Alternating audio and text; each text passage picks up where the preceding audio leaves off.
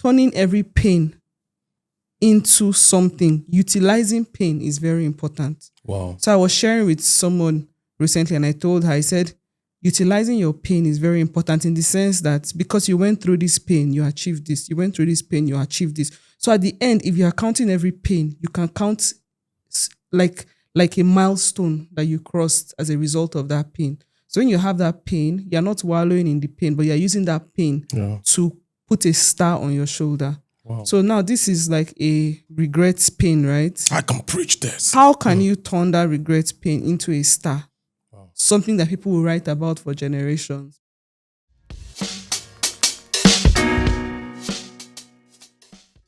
You know, it's always better to be in the right mood before we begin to share to God's people. If you've seen this video, you are the God's people that we're talking about, you know. Yeah, this is random, like, you know, everything we do here is not rehearsed, there's no script, and we just get into the wave of the Spirit and we do the best we can to deliver to God's people. So, you are blessed. Amen. Yeah, so I'm just thinking, what is the place of how should people deal with regret in marriage? When people get to that point where they are like, they know they cannot divorce, you know, that kind of regret that divorce is not an option. Divorce is not on the table, but there is regret on the table. That regret of, I missed out of my destiny partner. You know, I missed out on that person that God had prepared for me. Somehow, I think I was too hasty to end up with this man. I think I was too hasty to end up with this woman. But now I'm married. There's no other ground. There's no reason to divorce this person. But this is where I have found myself. I regret marrying this person. I don't resent them, but I regret being with them. Let me know. What do you think? Let me know. Well, I think that's a very tough place to be. And I don't know what would have necessitated the marriage and also the regret. Yeah. Certainly several things would have happened that would make the person to come to that conclusion that he or she regrets marrying that person. And that can be maybe somebody got married to a spouse and maybe the spouse became really sick. And like for years in the marriage, they just had to live with it. They might not necessarily regret, but some of them might just be living, I don't know. And or maybe something happens, a spouse loses like a part of their body, even though we don't marry for the parts of our bodies, but some people marry for part of their bodies, or some maybe like a spouse. Don't even say that one. For a lot of people that, in fact, people tell you the reasons why they get married. Some people's like, oh, the girl's lips were so succulent, I could feel it from a distance. The ladies, Ashanti, Abante. So anyway. Or probably like a spouse loses. I don't know why I couldn't say the word, but go on. Yeah, it's okay. They know what you're saying. Or maybe a spouse loses like his or her mind. Wow. Or just something that they did not expect. Yeah. Or probably something that they saw before they got married and now they are married and it has skyrocketed. Like it's now even bigger than they ever expected. Or maybe their spouse is impotent. Just several things that can lead to such. But I think that what I hear people say most times is you have not gone through what you've gone through as a waste. God is going to get the glory out of it. God is still going to turn everything. Oh my. And for me, I think like a big part of my life is always impact. Like I always think of impact. So whenever something happens to me or I'm like at a down place or something, the first thing that comes to my mind is what impactful thing can come out of this. Yeah. So, for example... Were you always like that? Or you learned from the best? You learned from Mr. Impact himself? Answer, I say, were you always like that? I learned from you, my love. No, I think you already had it in you. I was just I a learned trigger. from No, no, you. no, no, no. You had it. No, I You learned had it it from you. You No, had no, it in you.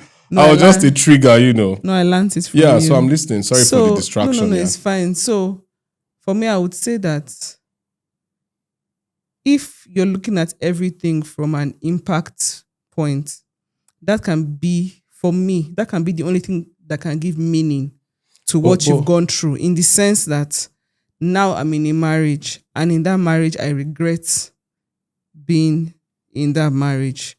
So how can I turn this regret into an impact? Because for me, I think turning every pain into something, utilizing pain is very important. Wow. So I was sharing with someone recently, and I told her, I said, utilizing your pain is very important, in the sense that because you went through this pain, you achieved this. You went through this pain, you achieved this. So at the end, if you are counting every pain, you can count like a milestone that you crossed as a result of that pain. So when you have that pain, you're not wallowing in the pain, but you're using that pain to put a star on your shoulder. Wow. So now this is like a regret pain, right? I can preach this. How can you turn that regret pain into a star? Wow. Something that people will write about for generations because you did. So that can be giving back to younger girls, giving back to younger families, investing in your children, focusing on something that would give you joy aside from that regret, and just even trying to focus on some of the good things that this person has that might even be a thing of regret. So I was listening to somebody, and she said that she had always known that her sister was going to die. And so because she always knew that her sister was going to die, she started living a life where she detached herself from a lot of people. And after a while, her dad died, her sister died. I think 2 of her brothers died. So it just became her and her mother. So she lived in pain for 6 years, detached herself from people because she was afraid of losing. But right now she's speaking to people, and definitely she's drawing from that pain of rejection, dejection, and all that. So what I just feel is, if you're able to attribute a major life event to a pain, like putting a chip on your shoulder, like a star on your shoulder for every pain, then you can find a way to turn it. Though it sounds very rational, logical to say, right? Like, but it's just the going through might not really be as easy as that. But it's something that, for me, even with pain, like, I try to make it work. So if I look at some of the painful moments in my life, I always try to do something. Yeah. So I might not say it, but I just try to, so that at the end, but when you're thinking of that pain, doing something, does it deal with the pain, or it's just like you covering it up, and maybe some other time when something else triggers it, the pain still feels fresh? Of course, for me, I would say that's just covering, but it's also living a life that is not centered around you. Okay, it just helps you like to move on in that time, like a moving on, but the root is still not uprooted. The root might not be uprooted, yes, but for me, I also see it as living a life that is not just about you. Okay. So if I'm going through pain now, it's about me, but I now channel it to give back to others. That's an impact thing. Yeah. Something about impact to give to others. Something happens again, another pain comes, I use it to give back. Something comes, I use it to give back. Okay. So at the end, like, if you want to count the people that have impacted in the last 3 years, I've impacted hundreds of people. Yeah. And in between those impacts were pain. Yeah. But some people will go through those pain for 3 years. And they shut down. Yes, and they've just shut down. So for me, I prefer to go through pain and be in a mindset of giving back, than to go through pain and just be alone. Okay, so let's look at it this way. I think it was T.D. Jakes that he preached a message around your pain serves a purpose, right? Even a lot of pastors, even Reverend Sam, a lot of times when he's talking, he's preaching, when he even shared his own story of how he went to school, how he lost his dad, and how that all of those things did not deprive him of his desire to go through PTI, Petroleum Institute, I think in Delta State or so, like the pain of losing a father, his mother coming to tell him, you don't have any other person, there's nobody that is for you. And he's like, man, it's only God. I'm relying on only God for the next phase of my life. I feel that a lot of very great people in our time have had to deal with a certain kind of pain or the other. Because if your pain serves a purpose, you are able to not focus on the pain, but you realign yourself back to that thing that you really want to achieve, or something that you are so hell-bent on doing with your life. You're able to now refocus that energy. Because, of course, what does it take to really wallow in pain? It's just to remain in that state of pain and begin to think, you worry, before you know, anxiety enters, before you know, you're having high BP, you're having blood pressure issues, like you're becoming sick. Then the devil is now using your mind as a football pitch, two teams on both sides, confusing you, demonic conversations going on in your mind and things like that. So I believe that everybody's pain should serve a purpose for you to really come out shining. Imagine the process that gold has to go through, the process of refinement. So your pain can be a process of refinement, depending on how you see that pain and depending on how you are able to work out certain things that would turn your life around. Imagine the pain of maybe losing a loved one, for example. For some persons, like that was just the end. Then now even think about the pain. Imagine those are our forefathers that were sold into slavery. Imagine what they had to go through mentally. Some of them, they will lock their mouth so that they cannot eat sugarcane in the sugarcane plantation. Terrible. That was the pain. They went through the horrendous journeys of moving from Africa to other parts of the world, Europe, United States, and all of that. Many of them died in sea. Many of them, even while they arrived, the plantations where they needed to go to, life was horrible. Life was tedious.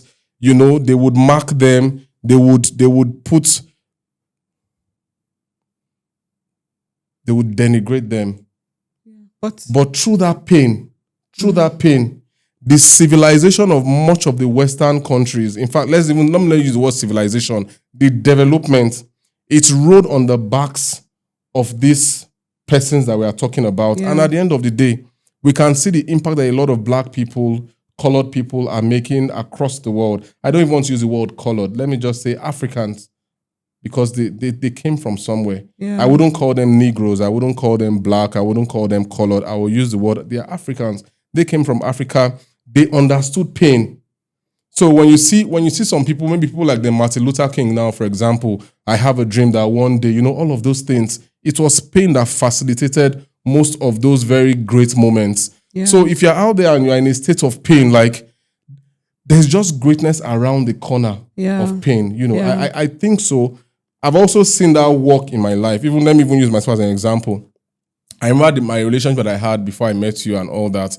It was a painful moment having to go through a breakup and all of those things. But just right around the corner, God was sorting out this beautiful woman for me. Oh, wow. So your pain has to serve a purpose. Even for you, how that, you meander through a relationship and God was setting me out for you. Wow. You didn't focus on your pain. Mm-hmm. You were focused on the fact that something beautiful could be the resultant effect, gliding through the pain and finding purpose, finding fulfillment. Not in me, in God, but God has set me up into your life to be that buffer, to be the buffer of His love, the buffer of His presence, the buffer of His security, the buffer of His love, and and I'm happy I'm a tool in the hand of God, in your interest, Yes, of course. If there was no pain, you would not have found me. I'm telling you. If there was no pain, I would not have found you. So there's something beautiful about pain. For young people out there, somebody broke your heart, you caught your boyfriend in bed with somebody else, or you caught your girlfriend, in some raunchy and randy position and all that. And you are thinking, what can I do further? And God is telling you, this is not the end. This is not the end. This pain should serve a purpose. Yeah. Look onto the other side. Think about the story of you being abroad and somebody calling you to come back to Nigeria. And then going through that pain of coming, thinking that you had a job while it was just a scam for you to come back. It was a scam or a huge scam, And then you came back. But within that pain, around that pain, you still found yourself, like you found your voice, communication skill, leadership skill, and Yeah. the other skills that you've developed over the years. So like that pain was still something that led you through a path that possibly if you were still there, you might have not come to the fullness of. But now Yeah. you're here, you have it, and you can still travel, and you can still have the skills that you've already gotten Yeah. that came out of the pain. Also, I remember when I was about giving birth to my third son, to our third Second son, son. We don't have a second third son, son. No. third child, second son, and I Because I was remember, wondering, like, is there a child I'm not aware of? and I remember having like a job offer that I couldn't take, and it was really painful because I was like, how can I have such offer and I cannot take it because I'm just like a week to give birth. So that was a very painful experience moment, for me. But that painful experience was able to bet several Yeah. things that looking back today, I'm happy that that happened, because if it hadn't happened, then I would have just been a straight one way kind of person. I even want to believe that part of the ingredients for character formation, pain is an ingredient of character formation. Yeah. Like it's if you avoid pain, just know that you are going to live a mediocre life. Mediocrity is your portion if you are running from pain. If you are running from disappointment, mediocrity, that means you are not even doing anything. You are not doing anything that can even throw you off balance. You are not taking any risk. You are not putting the grace of God over your life on trial, because that's what it's really about. When you put yourself forward to be able to be in that atmosphere where pain can be the likely resultant effect of the things that you are doing, It pushes you. it pushes you forward. So if you just sit back and you are waiting, you sit back and you are waiting, you are doing nothing. You are doing nothing.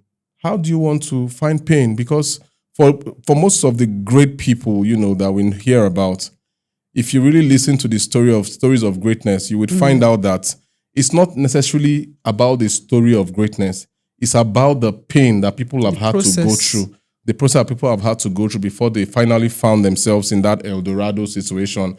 And that is where people should really be looking forward, Yeah. But I have a question that still links back to your first question. Okay. And that is, when a spouse is in a place of regret, Yeah.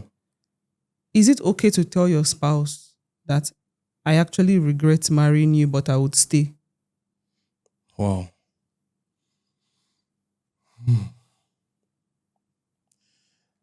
I don't think, in my opinion,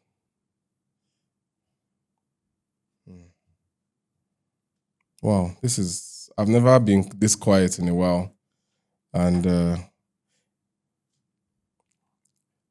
I'm all for communication. I'm all for engaging. But I don't feel that any human being deserves, especially if that person is really doing the best that they can. The person is necessarily not abusive. The person may not have money. Money is not everything. But for another human to tell another human being that I regret marrying you because of A, B, C. But I will stay. But I would say, if somebody told me that, I may never recover from it. Because that might just be like the beginning of another round of self-torment. If you're not careful, you start doubting everything that you know about yourself. You start doubting a whole lot of things. So I, for one, I don't think I would ever put it that way to anybody. But I feel that sometimes too, regret may necessarily not even be always about the other person. It could be about you. It could be about the fact that you've made several wrong decisions, you've made several wrong choices. Even the choice to be in that marriage, the choice to be in that person, to you, it might be a wrong choice. But I still feel that in the entire mixture of things, there's a way you can stir the waters and you can still find something to be happy about. That one happy thing, even in the whole expanse of regret, can be the beginning of a new life that is being birthed in that particular marriage, and can also form the foundation for people to now begin to see things differently. It doesn't mean that the causative factors of regret are no longer in the picture. They might still be there, but it might just be a case of you trying to refocus on something new and try to build on that and see where that takes you? Because you know that, for example, from a woman to a man, if a woman is angry and she says, I hate you, I even regret marrying you, I regret ever meeting you, I regret, in her place of anger, let's say she's upset. Yeah. You know, it's possible that she can come to you the next day and say, I'm so sorry. Yeah. I said it in pain. Yeah. I did not even mean it. I was so hurt and I just wanted to say what will hurt you, you know. That one is even... Yeah. But if a spouse, let us not say man or woman. Yeah. Even if it's a woman, she's not angry. She is not shouting that, I regret.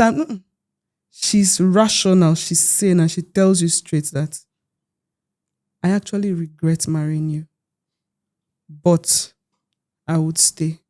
Yeah, I want to know what are her reasons for regret. I'm not angry with you. She might say... because it's good to deal with. It's good to deal because you cannot tell me now that you regret marrying me and you cannot tell me why you regret marrying me. Why I am... No, you have to tell me now. Why I'm giving this example is just to give like the difference between somebody saying it emotionally and somebody thinking about something, rationalizing it and saying it. For me, even if the person was emotional saying it, when you calm down from that emotional high, I will tell you, please don't ever tell me you regret marrying me again. Mm-hmm. You might not like, because if you tell me that kind of a thing, I don't trust you to stay. But she said she's not staying. She said she's not going. But I don't still trust you to stay. For me now, it's beyond what you are telling me now because that regret is deeper than the words that you are uttering. So I cannot trust you to stay. So if you tell me you regret marrying me, the next me I'm thinking like this person is looking for a way out of this marriage. So I might now start building up. I will start creating a future outside of that person so that when all is said and done, I will not now be the person that, I'm just floating around and living a flotation life, a life of no purpose. Because when you are married to somebody, you don't want to, if you don't mean that word, don't utter it. If you don't mean it, don't say it. There are some things in marriage that if you don't mean, don't say it. Yeah. Even if you are high, even if you are angry, even if you are tired, if you don't mean some words, don't say it. Because those words can stay on your spouse's mind. It will never leave them till they die. They would always remember that. They would always remember thing. What if the person says, I regret marrying you, but I will stay? Then you say, what's your reason for the regret? And the person says that I've always seen myself as a high flyer, as a high achiever. And I was hoping that at 30 or at 35, I would be in this particular position. But because I was in love, I married at, let's say, 22, thinking that I could merge everything together. Now I'm 35 and I've not achieved what I plan to achieve. So I regret marrying you, not in the sense that if I meet you in future, I will not marry you, but I would have waited. Well, before marrying you, because if I had waited, then probably I would have been closer to my goal and more mature by the time I got married to you. And at that point, I would have had the marriage and I would have still been closer to my goal. But now I'm married young and in love, and now I'm already 30, 35. I'm not close to my goal, and what I have is the marriage. I mean, for some people, if what they have is like the marriage and they don't even have children, then they're asking themselves, so that means I used all those other years to be going for IVF, all these things, getting distracted. I was not able to achieve here. I was not able to achieve here. So when they say that they regret, it's not that they regret marrying you, because even if they come in another life, they will still marry you, but they would wait until they're able to achieve it more before getting married. I tell people, I say this anywhere I have the opportunity to say this. Before you get married, especially on this illustration you gave, before you get married, one of the things that you must put into consideration has to do with your goals.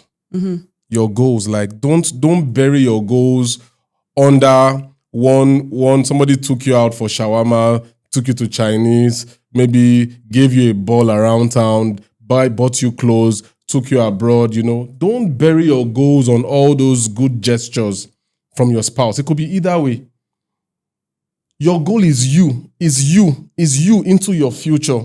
So if you share your goals, for example, and somebody is not buying into them, and like I say, when you are talking about your goals, talk about your goal to the highest level that you can actually talk about it. Don't be carried away by your goals. Listen and watch the response of your spouse. I know of ladies that got married and they were already like on a path to El Dorado, and after marriage is like, What do you mean by El Dorado? like to a beautiful future. Like they had prospects. Yes, they had massive prospects. They got married to some kind of men, and tick, tick, tick, tick, tick, tick, tick.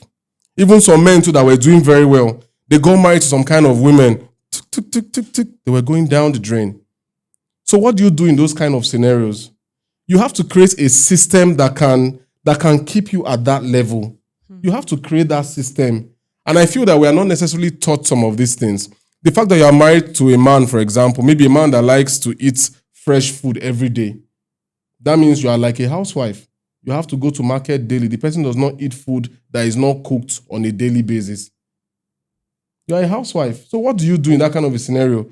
If you have the funds to employ somebody that can do that stuff, although some men will say, it's my wife food that I must eat. What can you still do? What can you do to better yourself while you're at home, doing the things that, okay, your husband says, your abusive husband say you should do, doing the best that you can to manage that entire scenario and still focusing on your future. The fact that you have children, should that make you to forget about yourself?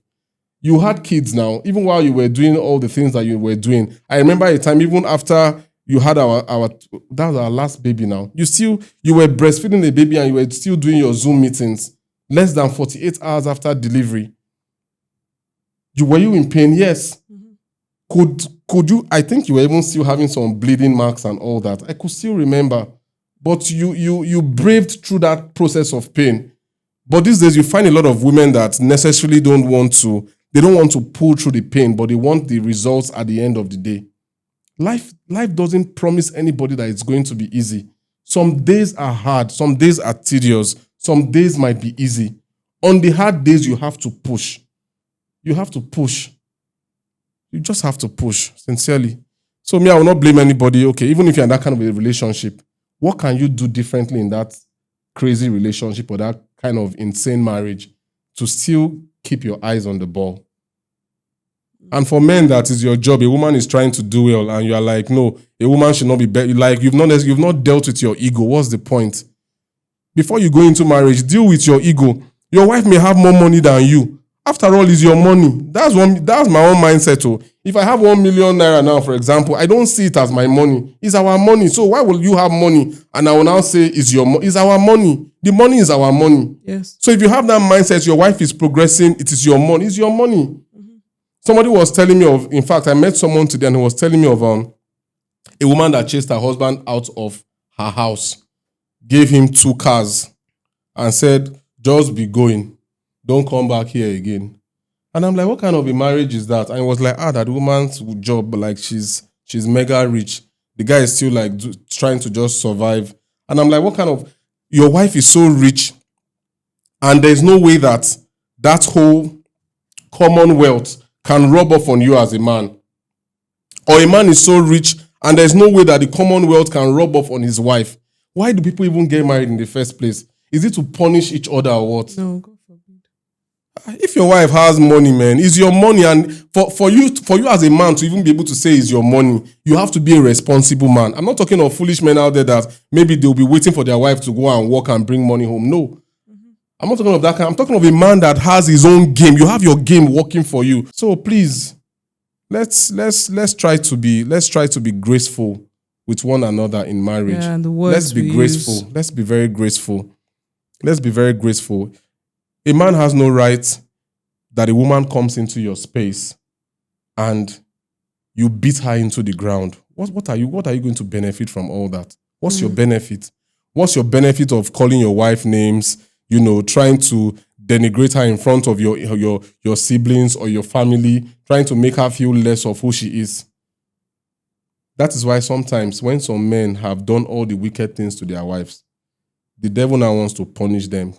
That thing that is giving them that mind, maybe some small change somewhere, the devil will block some things, maybe strike them with sickness. Then they are now the ones on the receiving end. And then They the are now women begging will now for start mercy. showing them.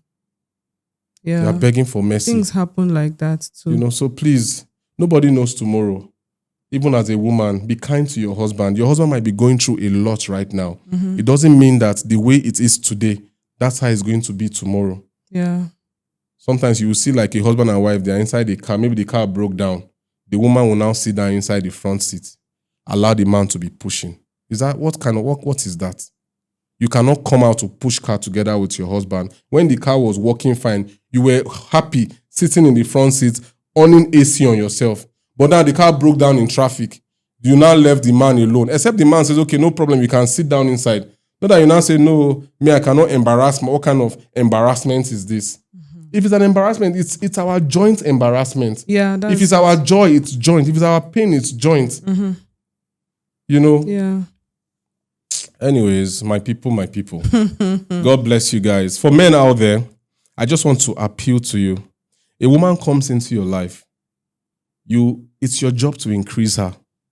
When we look at some of all these high-flying women, the Okonjos and the rest, so many of them these days, even we can't even count. A lot of women doing excellently well. For the ones that still have stable marriages, what that communicates to me is that those women, they have men that are not competing with their women. They have men that are playing a supportive role. Men who are really supporting their wives to really get to the next level. Yeah. Because this thing is not a competition. It's If you win, I win. And I'm even praying for you to even win on certain level, because there are some levels that you will win in. I cannot win in those areas. So if you win in those areas, I'm able to tap into the blessing that is coming from that stuff. If I also win in certain areas, you cannot. My blessing is your blessing. Yes. Your blessing is my blessing. Yes. God bless you, my wife. Father, we thank you You are for doing well. everyone who, thank you. Amen.